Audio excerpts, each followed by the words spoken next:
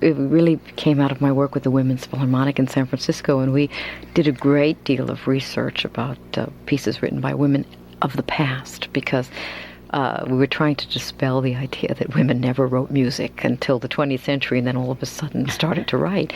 And we found some wonderful music. It's actually not very easy to find, because much of it was not saved, much of it was not preserved.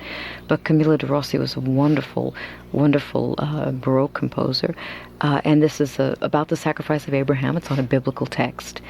And the lute represents, in a sense, the joy of the angel, especially when Isaac is spared by the angel who appears. And we did record it with the Women's Philharmonic, and it was very much fun to do it.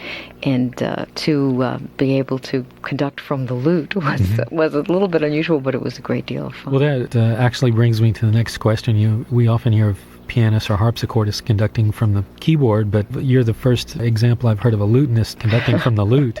Any special challenges in being both the conductor and the soloist piece? Well, there is. It's funny. I never think about this when I'm playing. When I'm conducting, you're always preparing the orchestra to come in.